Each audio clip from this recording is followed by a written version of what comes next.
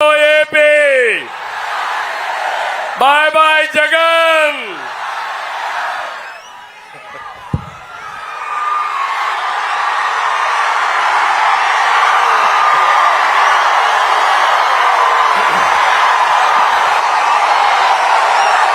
నాలుగు దశాబ్దాల సుదీర్ఘ రాజకీయ అనుభవం ఉన్న రాజకీయ దురంధరులు 4 దశాబ్దాల తర్వాత కూడా ఆయనలో వాడి వేడి ఏమీ తగ్గల. ఆయన్ని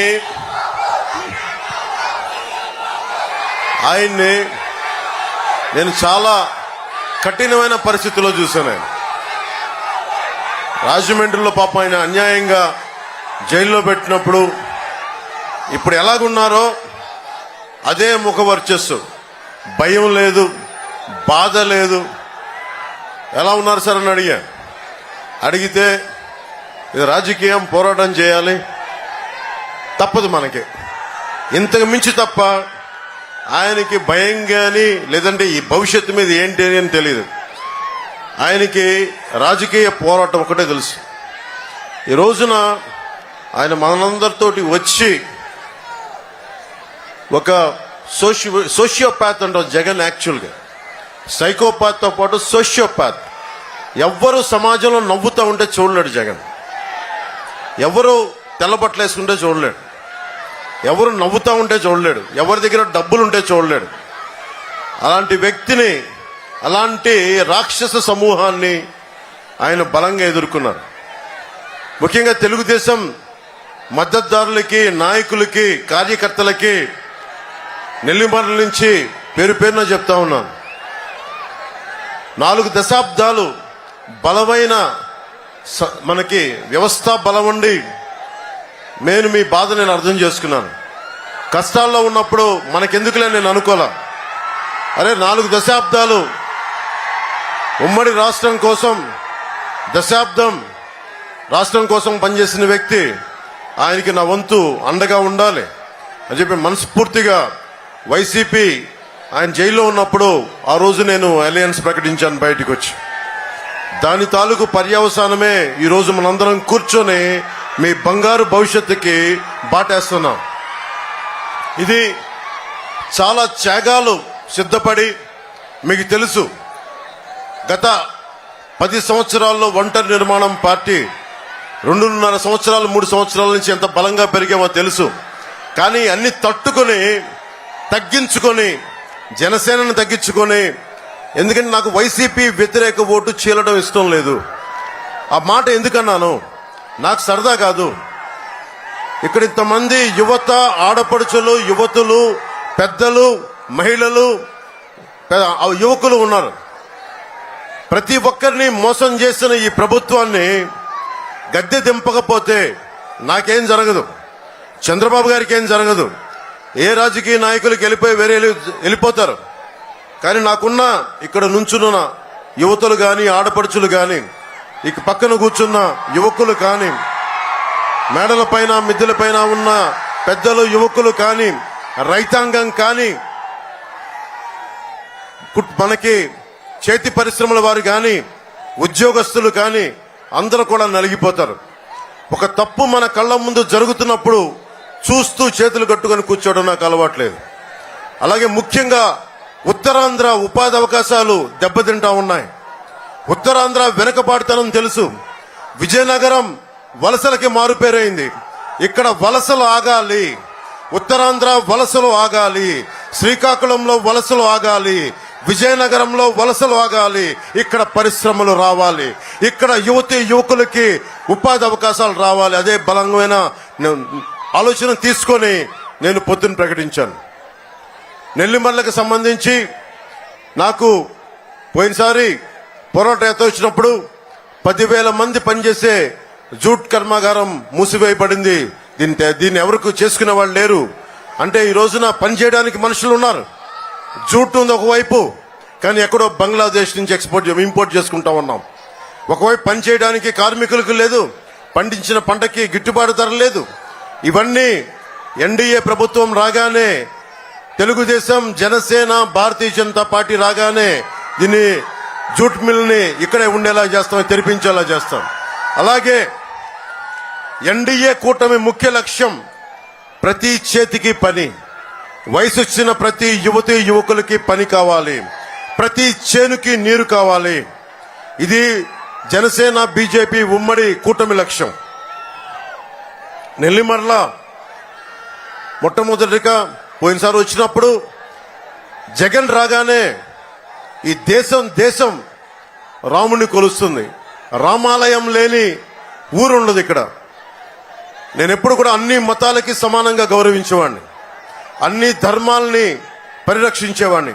అలాంటిది మనకి రామతీర్థంలో శ్రీరామచంద్రుల వారిని విగ్రహం తల నరికేసి ఆ పూజారి గారు ఇలా పట్టుకొని ఆ ఏడుస్తున్న చిత్రం ఉండిపోయింది గుండెల్లో.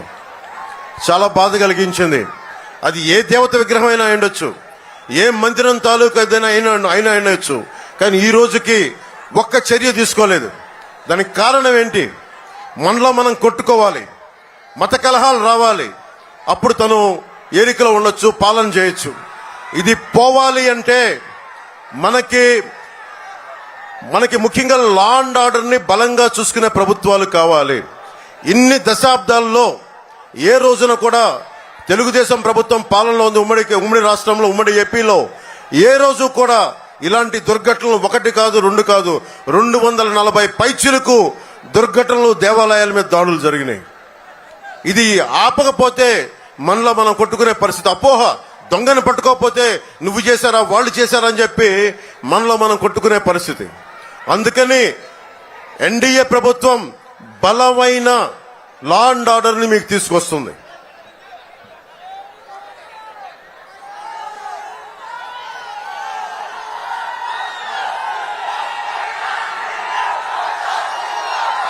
నెల్లిమర్లలో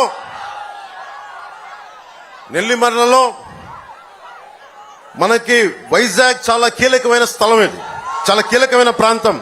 మీకు తెలుసు ఋషికొండని ఎంత బోడిగుండు చేశారో. నెల్లిమర్ల కన్నీరు చూడగలిగే వాళ్ళకి అర్థమవుతా ఉంటది. భోగాపురం ఆనుకుని ఉన్న ఒక స్ట్రాటజిక్ లొకేషన్ నెల్లిమర్ల. ఆ నెల్లిమర్లకి ఎవరైనా సరే చూడండి, ఉత్తరాంధ్ర నుంచి వైసీపీ నాయకులు అందరూ ఎక్కడి నుంచి వచ్చినా సరే ఇక్కడ కూర్చొని ఉత్తరాంధ్రాన్ని దోపిడీ చేద్దాం, ఇక్కడ ప్రకృతి వనరులను దోచేద్దామన్న దృష్టితో ఉంటారు. ఇక్కడ స్థానికంగా ఒక్కరికి కూడా, ఇందాక మన బంగారాజు గారు చెప్పినట్టుగా, స్థానికులకి నేల లేకుండా పోతా ఉంది. స్థానికులకి మనకు ఒక పొలం కొనుక్కోవాలంటే అందుబాటులో లేని పరిస్థితికి వచ్చింది.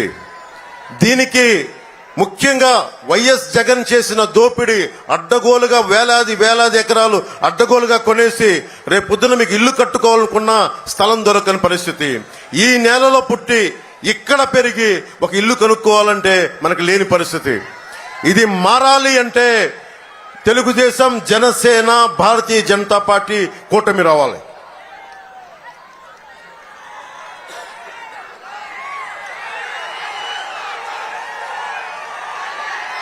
బోడుకొండ అప్పలనాయుడు గారు, బొత్స గారి ఆయన ఎక్స్టెండెడ్ హ్యాండ్ అంటారు. బొత్స గారు అక్కడ కూర్చొని ఇక్కడ చేయి చాపితే అది బోడుకొండ అప్పలనాయుడు గారు అవుతారు. ఈ 5 సంవత్సరాల్లో ఒక్క రోడ్డు కూడా వేయలా, ఒక్క అభివృద్ధి కార్యక్రమం చేయలా. మట్టి, ఇసుక, ఆఖరికి మత్స్యకారుల భరోసా కూడా, నెల్లిమర్ల ఎంపీపీ భూములు ఇలా ఎలా దొరికితే అలా దోచేశారు. భోగాపురం, నేను 2019లో చంద్రబాబు నాయుడు గారు భోగాపురం ఎయిర్పోర్ట్ కడుతున్నాం, నెంబర్ ఆఫ్ ఎయిర్పోర్ట్స్ కావాలి, అటు కర్నూలు ఎయిర్పోర్ట్ ప్రారంభమైన తర్వాత భోగాపురం ఎయిర్పోర్ట్ అంటే నా దృష్టికి ఒకటే వచ్చింది, ఈ భూముల్ని అడ్డగోలుగా కొంతమంది చేస్తారు. ఇక్కడికి వచ్చినప్పుడు నేను భూముల్లో అవకతవకలు అడిగాను తప్ప, మనకి వైఎస్ జగన్ చెప్పింది ఏంటంటే అసలు వైజాగ్ ఎయిర్పోర్ట్లోనే ఈగలు తొలుకునే ఎయిర్పోర్ట్, ఇంకొక ఎయిర్పోర్ట్ ఎందుకు అవసరమని. అంటే ఒక మాట మనిషి చెప్పినప్పుడు ప్రతిపక్షంలో అందరూ ఏమనుకుంటారు, నిజమే అకారణంగా చేస్తారని అనుకుంటారు కదా. అలాగే ప్రతిపక్షంలో ఉండగా జగన్ అన్న మాటలు ఎగ్జాక్ట్ గా ఇవి. వైజాగ్ ఎయిర్పోర్ట్ లో ఈగలు తోలుకుంటుంటే ఈ భోగాపురం ఎయిర్పోర్ట్ అవసరమా అన్న వ్యక్తి అధికారంలోకి వచ్చాక మళ్ళీ మొదలు పెట్టాడు. భోగాపురం ఎయిర్పోర్ట్ క్యాన్సిల్ అయ్యిందని చెప్పాడు, ఇన్సైడర్ ట్రేడింగ్ జరిగిందని చెప్పాడు. భూములు ధరలు పడిపోయేలా చేసిన తర్వాత మళ్ళీ ఆ భూములు తన చేజిక్కించుకొని మళ్ళీ వాళ్ళందరి బినామీలు వచ్చి ఈ భూముల మీద పడ్డారు. అమ్మినోడి దగ్గర అమ్మినట్టుగా కొనేశారు, అమ్మని వాడి మీద దౌర్జన్యం చేశారు. మొత్తం భూములు చేతుల్లోకి తీసుకున్నాక మళ్ళీ చెల్లికి మళ్ళీ పెళ్ళినట్టుగా చంద్రబాబు గారు ఏ స్థలంలో ఎయిర్పోర్ట్ శంకుస్థాపన చేశారో అదే ఎయిర్పోర్ట్ లో మళ్ళీ భూముల రేట్లు పెంచి మళ్ళీ అక్కడే కూర్చొని శంకుస్థాపన చేశాడు. భూమి మిగలలేదు, డబ్బులు రాలేదు. ఇలాంటి ద్వంద్వ నీతి. మనకి రాజధాని ఏమో అమరావతికి 35,000 కాదు 50,000 ఎకరాలు కావాలని చెప్పిన వ్యక్తి 3 రాజధానులు అని చెప్పాడు. ఉత్తరాంధ్ర వెనకబడిపోతుందని చెప్పాడు. ఎయిర్పోర్ట్ లో మనకి ఈ రోజుకి రాజధాని లేదు. ప్రతిపక్షంలో ఉండగా ఆ భూములు ఏమైపోయిన పోరాటం చేసి నటించాడు. ఇప్పుడు భూమి ఆ నిర్వాసితులు డబ్బులు 2 దోచేశారు. ఎయిర్పోర్ట్స్ అథారిటీ ఇండియాకి ఇవ్వాలి, ఎయిర్పోర్ట్స్ ఆఫ్ అథారిటీ ఆఫ్ ఇండియాకి ఇవ్వాలి అని అన్న వ్యక్తి జిఎంఆర్కి ఇచ్చేశారు. మళ్ళీ ఏదైతే చంద్రబాబు గారు జిఎంఆర్కి ఇచ్చారో మళ్ళీ అది తప్పని చెప్పి ఆ రోజు చెప్పిన వ్యక్తి, రివర్స్ టెండరింగ్ అని చెప్పిన వ్యక్తి మళ్ళీ ఈ రోజున అధికారంలోకి వచ్చి మళ్ళీ అదే జిఎంఆర్ సంస్థకి ఇచ్చాడు. ఇలా తలతిక్క పనులు ఏమంటామంటే నవనందులు చేసే పనులు అంటాం. మగధ రాజ్యంలో చాణక్యుడు చంద్రగుప్తులు ఏలిన కాలంలో నవనందులనే ఉండేవాళ్ళు. నవనందులు ఏంటంటే తలతిక్క పనులు, హింస, దోపిడీ ఇవన్నీ చేసేవాళ్ళు. నవనందులకి కావాల్సింది ప్రజలు చాణక్య చంద్రగుప్తుల్లా అవ్వాలి. మీరందరూ వ్యూహం వేయాలి, చంద్రగుప్తుల్లా పోరాటం చేయాలి. చేస్తే కానీ ఈ వైసీపీ నవనందుల్ని గద్దెకి దింపలేం. చాలా తక్కువ సమయం ఉంది మనకి. ఇన్ని సంవత్సరాలు బలంగా రోడ్ల మీద తిరిగాం, దెబ్బలు తిన్నాం, తిట్లు తిన్నాం, నానా మాటలు అనిపించుకున్నాం. ఎప్పుడు ఇంట్లో నుంచి బయటికి రాని మా ఇంటి ఆడపడుచులను కూడా తిట్టించుకున్నాం. అదంతా మీ భవిష్యత్తు కోసం మేము మాటలు పడ్డాం.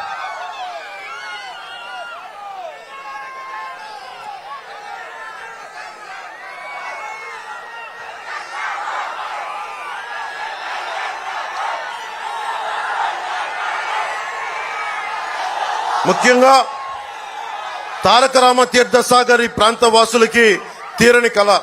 నాకు పోరాట యాత్రని చెప్తా ఉన్నారు. ఇందాక చంద్రబాబు గారు కూడా చెప్పారు. ఆయన శంకుస్థాపన ఆయన ప్రారంభం చేస్తుంది. పూసపాటి రేగ భోగాపురం మండలాలకు సాగునీరు, తాగునీరు కోసం మొదలుపెట్టిన ఈ ప్రాజెక్టు ఈ ప్రభుత్వం వచ్చాక ఒక్కసారి కూడా ప్రాజెక్టు వైపు చూడలేదు. అది వాళ్ళ నాన్నగారి వారసత్వం అని చెప్పి సాక్షి టీవీలో ఆయన తల మీద డిజిటల్ పువ్వులు తప్ప ఆయన ముందుకు తీసుకెళ్తా ఉన్న ఈ తారక రామ తీర్థసాగర్ ప్రాజెక్ట్ ని పూర్తి చేయలేకపోయాడు. ఈ రోజు మేము మీకు అందరం మాటిస్తున్నాం. చంద్రబాబు గారి ముందు మాకు ఎన్డీఏ కూటమి తరపున మేమందరం మాటిస్తున్నాం. మనకి దాహం, సాగునీరు, తాగునీరు ఇచ్చే తారక రామ తీర్థసాగర్ ప్రాజెక్ట్ ని ఆగమేఘాల మీద పూర్తి చేస్తాం. నష్టపోయిన ప్రతి రైతులకి, ఈ ప్రాజెక్టు వల్ల నష్టపోయిన ప్రతి రైతులకి ఆర్&ఆర్ ప్రోగ్రామ్ లో రీహాబిలిటేషన్, రీలొకేషన్ మేము ప్రత్యేకించి నేను బాధ్యత తీసుకుంటాను. దాని మీద ఈ ప్రాజెక్టు పూర్తి చేస్తే విజయనగరానికి తాగునీరుతో పాటు నియోజకవర్గం మొత్తం మీద 10,000 ఎకరాలు సాగు కూడా వస్తుంది. ఇప్పుడు పరిస్థితి ఏంటంటే 200 అడుగులు తవ్వితే ఉప్పు నీరు వస్తా ఉంది. సో మనకి తాగునీరు అవసరం చాలా చాలా ఉంది. అది మేము చేసి పెడతాం. ముఖ్యంగా చంద్రబాబు నాయుడు గారు 2019లో ముఖ్యమంత్రిగా ఉన్నప్పుడు శ్రీకాకుళంలో ఉద్దానం కిడ్నీ సమస్య వచ్చినప్పుడు ఆ సమస్యను ఆయన దృష్టికి తీసుకెళ్తే ఆగమేఘాల మీద 48 గంటల్లోపు ఆయన వెంటనే ఒక హై లెవెల్ ఎగ్జిక్యూటివ్ మీటింగ్ పెట్టి దాని సమస్యకి వెంటనే మార్గం చూపించారు. అది ఈ రోజుకి ముందుకు తీసుకెళ్తా ఉన్నాం. కానీ మన విజయనగరం నెల్లిమర్లలో, మన్యాలపేటలో కిడ్నీ వ్యాధిగ్రస్తులు ఎక్కువైపోయారు. ఇది కారణాలు తెలియకుండా చనిపోతా ఉన్నారంటే చాలా మంది మన జనసేనకు సంబంధించిన వాళ్ళు ఇది రీసెర్చ్ చేస్తే నీళ్లలో సెల్స్ ఫ్లోరైడ్, మెగ్నీషియం అనే తెలిసింది. రాష్ట్రమంతా ఒకటే దందా. ఎక్కడైతే కష్టాలు ఉన్నాయో, ఎక్కడైతే కిడ్నీ వ్యాధులు దారుణంగా పెరిగిపోయినాయి, ఇది రావాలంటే వైద్యం చాలా కీలకమైంది. ఆ వైద్యానికి ప్రతి గ్రామంలో, ప్రతి పంచాయతీలో, ప్రతి మండలంలో ఒక ప్రాథమిక ఆసుపత్రి, secondary care hospitals, tertiary care ఇవి తీసుకొచ్చే బాధ్యత జనసేన, తెలుగుదేశం, భారతీయ జనతా పార్టీ కూటమి ప్రభుత్వం తీసుకుంటుంది. అలాగే నది పేరు ఏదైనా కానీ ఇసుక దోపిడీ ఒకటే. మనకి ఇక్కడ బాధితురాలు చంపావతి నది, డెంకాడ, లంకపేట, మునిగిపల్లి, నాతవలస, కోట, భోగాపురం ప్రతి చోట ఇసుక దోపిడీకి అడ్డే లేకుండా పోయింది. ఈ ఇసుక దోపిడీ ఆగాలంటే మనకి కూటమి ప్రభుత్వం రావాలి. పంచాయతీ అనుమతి లేకుండా తన్గుడుమిల్లి లాంటి ప్రాంతాల్లో కూడా విచ్చలవిడిగా గ్రానైట్ తవ్వకాలు, అక్రమ క్వారీ తవ్వకాలు. వాళ్ళ దగ్గర డబ్బులు పెరిగిపోతున్నాయి, మీ దగ్గర డబ్బులు లేవు, మీకు ఉపాధి అవకాశాలు లేవు, మీకు ఉద్యోగాలు లేవు, మీకు సాగునీరు లేదు, మీకు తాగునీరు లేదు. మరి ఎక్కడికి వెళ్తారు మీరు? వలసలు వెళ్ళిపోవాలి, విజయనగరం దాటి, ఉత్తరాంధ్ర దాటి. మీ వలసలు ఆగాలి అంటే కూటమి ప్రభుత్వం రావాలి. జగన్ మాట్లాడితే చిన్న గులకరాయి పెట్టుకొని దానికి పెద్ద ప్లాస్టర్ ఎంచుకున్నాడు, ఎగ్జిబిషన్ చేస్తా ఉన్నాడు. అంటే రామతీర్థంలో రాముల వారి విగ్రహం తల నరికేస్తేనేమో అది గాయం కాదు. కడపలో మీకు తెలిసి ఏం జరిగింది వారి కుటుంబంలో, గొడ్డలు వేటు పడితే అది గాయం కాదు. స్వయాన వాళ్ళ చెల్లెలు అంటా ఉన్నారు, అంటే నీకు ఇంతపాటి తలకి ఇంత గాయం, అది నువ్వు కొట్టుకున్నదో కొట్టించుకున్నదో తెలియదు కానీ ఆయన మీద గొడ్డలు వేటు పడితేనేమో సమస్య కాదు, కానీ నీ మీద చిన్న రాయి పడితే రాష్ట్రం అంతా సమస్య. 30,000 మంది ఆడపిల్లలు అదృశ్యం అయితే సమస్య కాదు. అమర్నాథ్ అనే 15 ఏళ్ల యువకుడు కొంతమంది ఆకతాయిలు అక్క నడిపిస్తుంటే రక్షించడానికి వస్తే వైసీపీ నాయకులు చెరుకు తోటల్లో తీసుకెళ్లి పెట్రోల్ వేసి కాల్ చేశారు.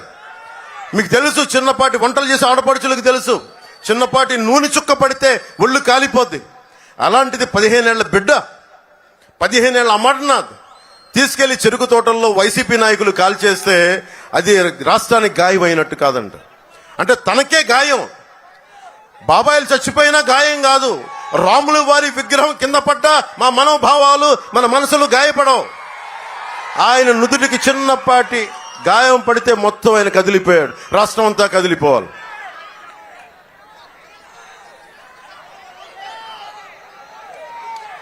అలాగే ముఖ్యంగా బీసీ, ఎస్సీ, ఎస్టీ సమాజాలకి చంద్రబాబు గారు చెప్పారు, మేము కూడా దాన్ని ఉద్ఘాటిస్తున్నాం.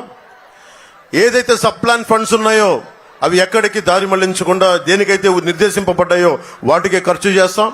అలాగే ముఖ్యంగా 27 దళిత విద్యార్థులకు సంబంధించిన పథకాలు కానీ, అలాగే అంబేద్కర్ విదేశీ విద్యా పథకాన్ని తిరిగి పునరుద్ధరిస్తాం. అది జగన్ విదేశీ విద్యా పథకం కాదు, అంబేద్కర్ విదేశీ విద్యా పథకం కింద దాన్ని తీసుకొస్తాం. అలాగే తూర్పు కాపు సామాజిక వర్గానికి సంబంధించి ఉత్తరాంధ్రలో కాకుండా ఇతర ప్రాంతాల్లో ఉన్న తూర్పు కాపులు అందరూ కూడా ఇతర ప్రాంతాల్లో ఓబీసీలో చేర్చాలి అన్న డిమాండ్ కేంద్ర ప్రభుత్వం మీద ఉంది. తూర్పు కాపులకి మేము హామీ ఇస్తున్నాం, దాన్ని నేనే తీసుకెళ్లి దాని గురించి ప్రత్యేకంగా మేము మాట్లాడుతాం, చంద్రబాబు గారి దృష్టి కూడా తీసుకొస్తాం. నెల్లిమర్ల లోకం మాధవి గారు ఇక్కడ అమెరికాలో ఉండి విజయనగరం ఆడపడుచు మన బిడ్డ అమెరికాకి వెళ్లి అక్కడ బాగా ఉన్నత విద్యాభ్యాసంతో పాటు పరిశ్రమలు ఇవన్నీ ఐటీ ఇలాంటి ఫార్మ్స్ అన్ని ప్రారంభించి మహిళల విదేశాల్లో ఉన్నత చదువులు పూర్తి చేసుకొని అక్కడే ఉద్యోగం చేసి మన దేశం తిరిగి వచ్చి ఎక్కడో హైదరాబాదో బెంగళూరు వెళ్ళాల వచ్చి మన విజయనగరమే వచ్చారు. మన విజయనగరంకి వచ్చి మిరకిల్ సంస్థ స్థాపించారు. ఇక్కడే కంపెనీ మొదలుపెట్టి కొన్ని వేల మందికి విద్య ఉద్యోగ అవకాశాలు కల్పించారు. 10 సంవత్సరాలుగా దశాబ్దంగా మీతోనే ఉన్నారు. ఎమ్మెల్యే కాకముందు నుంచి అనేక విధాలుగా సేవా కార్యక్రమాలు చేస్తున్నారు. ఆమెకి లోకం మాధవ్ గారికి మరింత సేవ చేయడానికి, మీకు సేవ చేయడానికి, మేము ఉండటానికి ఆవిడ్ని జనసేన పార్టీ నుంచి గాజు గ్లాసు గుర్తు మీద నెల్లిమర్ల ఎమ్మెల్యే అభ్యర్థిగా నిలబడతా ఉన్నారు. మనస్ఫూర్తిగా మీరు మద్దతు ప్రకటించాలి, భారీ మెజారిటీతో గెలిపించాలి మనస్ఫూర్తిగా కోరుకుంటున్నాను.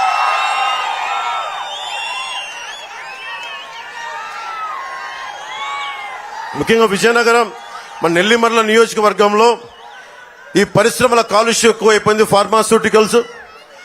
ఆ కాలుష్యం దానివల్ల మీకు కిడ్నీ వ్యాధులు కానీ ఆడబిడ్డలకి గర్భం కూడా రాలేని పరిస్థితులు. దీనికి ప్రత్యేకించి కాలుష్య నియంత్రణ మండలిని బలోపేతం చేస్తాం. అలాంటి వ్యర్థాలని శుద్ధి చేయకుండా భూమిలో కానీ బయటికి వదిలినా వాళ్ళ మీద బలమైన చర్యలు తీసుకుంటాం.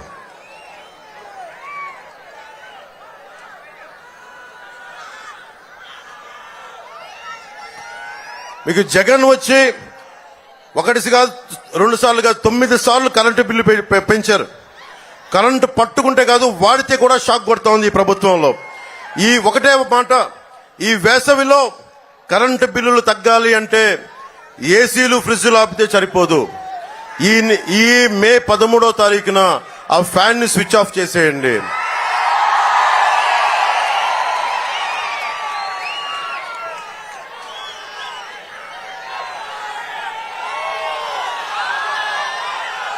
ముఖ్యంగా మత్స్యకారులకి జట్టీలు నిర్మించాలి. కేంద్ర ప్రభుత్వం ప్రత్యేకమైన పథకాలు తీసుకొస్తా ఉంది. ఫిషర్మెన్ కి, మత్స్యకారులకి జట్టీలు, ముఖ్యంగా చింతపల్లిలో జట్టీ రావాల్సిన అవసరం ఉంది. అది మా దృష్టిలో ఉంది. పూసపాటి రేగ మండలం చింతపల్లిలో జట్టీ అవసరం చాలా ఉందని మత్స్యకారు సోదరులంతా చెప్తున్నారు. నేను ఎమ్మెల్యే అభ్యర్థిగా మనకి లోకం మాధవ్ గారిని గెలిపిస్తే నేను అలాంటి సమస్యలన్నీ చంద్రబాబు గారి దృష్టికి తీసుకెళ్లి వాటిని మేమందరం ఒక బలమైన ఒక నిర్ణయాలు తీసుకొని ప్రతి 30-40 కిలోమీటర్లకి 70 కిలోమీటర్లకి చిన్న జట్టీలు, పెద్ద జట్టీలు, ముఖ్యంగా మత్స్యకారులు తీసుకొచ్చే పోరాటం చేస్తాం.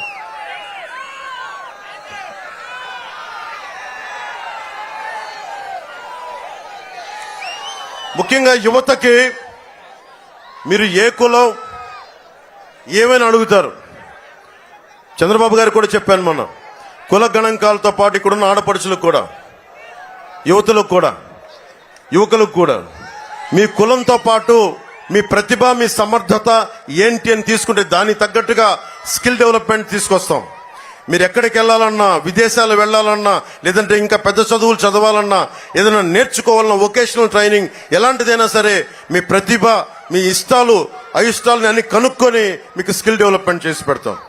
అలాగే ప్రభుత్వ ఆసుపత్రుల్ని చాలా ఆరోగ్యవంతంగా చేసి పెడతాం. ముఖ్యంగా తాగునీరుకి, సాగునీరుకి సంబంధించి 4 నుంచి 8 చెక్ డ్యాంలు అవసరం ఉంది.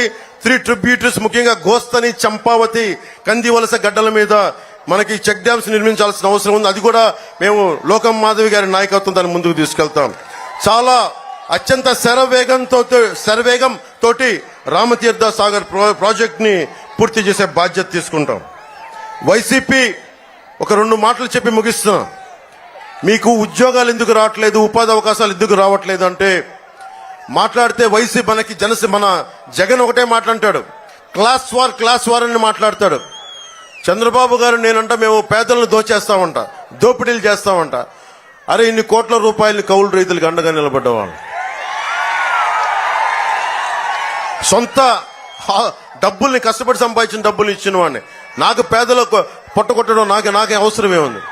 అది ఇన్ని దశాబ్దాల నుంచి ఉన్నారు ఆయన, ఇన్ని దశాబ్దాల నుంచి. హైటెక్ సిటీ బలంగా నిర్మించిన వ్యక్తి, 2000లో కూర్చొని విజన్ 2020 అని చెప్పిన వ్యక్తి.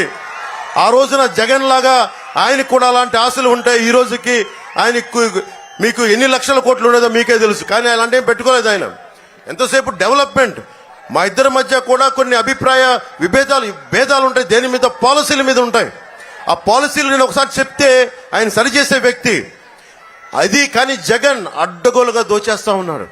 ఇది ఆగాలి అని క్లాస్ వార్ గురించి ఆగాలని మేమిద్దరం కలిసి వస్తే మా మీద క్లాస్ వార్ అని చెప్తున్నాడు. క్లాస్ వార్ డెఫినేషన్ ఏంటి?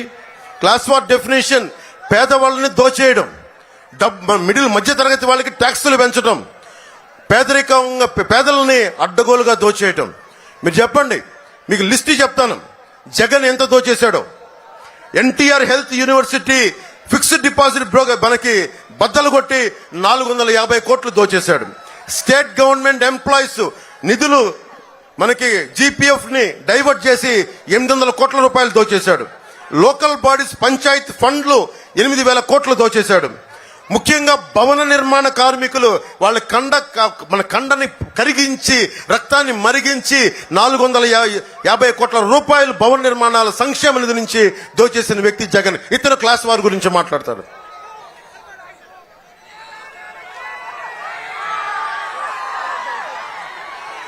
ఆడబిడ్డలను కూడా వదల్లా. మనకి ఉమెన్స్ అభయహస్తం ప్రీమియం కూడా 2,000 కోట్లు దోచేసిన వ్యక్తి. ధరల స్థిరీకరణ నిధి నుంచి 500 కోట్లు దోచేసిన వ్యక్తి. ఒకటే చేశాడు. జగన్ పాలనలో ఒకటే జరిగింది. నెంబర్ 1 అయింది ఆంధ్ర. గంజాయిలో నెంబర్ 1 అయింది. దేశద్రోహాల కేసు పెట్టడంలో నెంబర్ 1 అయింది భారతదేశంలో. అడ్డగోలుగా మన్రేగా జాతీయ ఉపాధి హామీ పథకాన్ని అడ్డగోలుగా దోచేయడంలో నెంబర్ 1 అయింది. అప్పుల్లో ఇంత మనకి ఏ రైతుకి ఇంత అప్పు లేదు. 3 సార్లు అన్ని తలసరి అందరికంటే కూడా 3 రెట్లు ఎక్కువ ఉంది ఆంధ్రప్రదేశ్ రైతులకి అప్పు. నెంబర్ 3 మనకి రైతులు ఆత్మహత్య చేసుకున్న నెంబర్ 3 రాష్ట్రంగా పేరు తెచ్చాడు జగన్. చిన్న బిడ్డల్ని ఆడబిడ్డలను ట్రాఫికింగ్ చేసే కేసుల్లో మనకి భారతదేశంలో Andhra Pradesh 3వదైంది. Andhra Pradesh 15 startup 15 in startup అంటే కొత్త స్టార్ట్అప్స్ ఏదైనా రావాలంటే మనకి బీహార్ కంటే ఒరిస్సా కంటే కూడా మనం వెనకబడి ఉన్నాం. 15 స్థానంలో ఉన్నాం. మీలాంటి యువత ఎక్కడికి వెళ్తారు? బీహార్కి పోతారా? మీలాంటి యువత ఒరిస్సాకి వెళ్ళాలా? ఇన్ని వనరులు పెట్టుకొని 974 కిలోమీటర్ల తీర ప్రాంతాన్ని పెట్టుకొని ఇంత మానవ వనరులు పెట్టుకొని ఎక్కడో అమెరికాకో నాసాకో రకరకాల విదేశాలకి మనం మానవ వనరులని పెట్టి మనం ఇక్కడ అడుగు తింటా ఉన్నాం, బాధపడుతున్నాం, మనకి మలమలలాడుతున్నాం. ఈ పరిస్థితి మారాలి అంటే భారతీయ జనతా పార్టీ, జనసేన, తెలుగుదేశం కూటమి రావాలి. మీకు ఒకటే చెప్తా ఉన్నా, నేను మీకోసం ఒక సేవకుల్లా పనిచేస్తాను, ఒక కూలీలా పనిచేస్తాను. చంద్రబాబు గారు కూడా ఉన్నారు. 70 దాటిన వ్యక్తి, ఎంత కష్టమో తెలుసు. రోజు ఇన్ని సభలు, ఈ నిర్ణయాత్మకమైన శక్తి, లీడర్షిప్ అంత ఈజీ తేలిక కాదు. ఒక పార్టీని నడుపుతున్న వ్యక్తిగా నాకు తెలుసు. ఆయన 4 దశాబ్దాలకు ఎంత కష్టం అనిపిస్తారో నాకు తెలుసు. ఒక రాష్ట్రాన్ని ఏకం చేయడంలో అది చాలా చాలా కష్టం. ఎన్ని పథకాలు తీసుకురావడం కష్టం. అందుకని ఓట్లు విడిపోకూడదు అని చెప్పి ప్రత్యేకించి మేము కలిసి ఉండాలి. మేము కలిసి ఉంటే మా కారణం ఏంటి? నాకు డబ్బులు రావాలా? నిన్న నా అఫిడవిట్ చూశారు. ఆ దాదాపు 65 కోట్లు నేను ట్యాక్స్ కట్టాను. నాకు సత్తా ఎంతో చూడండి. అంత ట్యాక్స్ కట్టడం నాకేముంది అవసరం? రాజకీయాల్లో నాకు డబ్బు సంపాదించాల్సిన అవసరం ఏముంది? కానీ మీ కన్నీరు ఒక చుక్క ఒకటి తొడవగలిగితే నాకు దానికి పొందే ఆనందం అంతా ఎంతగా.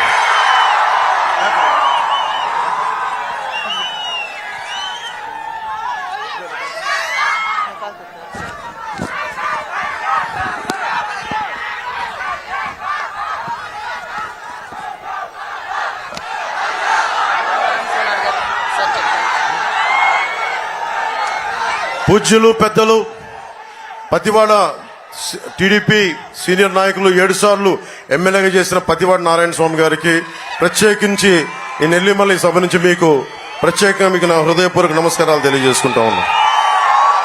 అలాగే త్యాగం చాలా కీలకమైంది. జనసేన ఎలా తగ్గిందో, జనసేన నాయకులు ఎలా తగ్గారో చాలా చోట్ల టీడీపీ నాయకులు కూడా తగ్గారు. పాపం తగ్గాల్సిన పరిస్థితి, మిమ్మల్ని గెలిపించడానికి తగ్గాల్సిన పరిస్థితి. అలాంటి పరిస్థితుల్లో బంగారు రాజు గారుగా నీకు నెల్లిమల్లకి చాలా బలంగా పనిచేసి ఆయన స్థానాన్ని పాపం లోకల్ మాధవ్ గారికి మనస్ఫూర్తిగా ఇచ్చినందుకు మనస్ఫూర్తిగా మీకు బంగారు రాజు గారికి నెల్లిమల్లి సభ నుంచి ప్రత్యేకంగా ధన్యవాదాలు చెప్తా ఉన్నాను. అలాగే బి శ్రీధర్ గారికి, బీజేపీ ఇన్ఛార్జ్, వారికి కూడా నా నమస్కారాలు తెలియజేస్తా ఉన్నాను. పడాల అరుణ్ గారు, జనసేన పిఎస్సి మెంబర్, వారికి కూడా నా కృతజ్ఞతలు తెలియజేసుకుంటా ఉన్నాను. శ్రీనివాసులు రెడ్డి గారు, టీడీపీ జోనల్ ఇన్ఛార్జ్ గారికి కూడా మనస్ఫూర్తిగా నా కృతజ్ఞతలు తెలియజేసుకుంటా ఉన్నాను.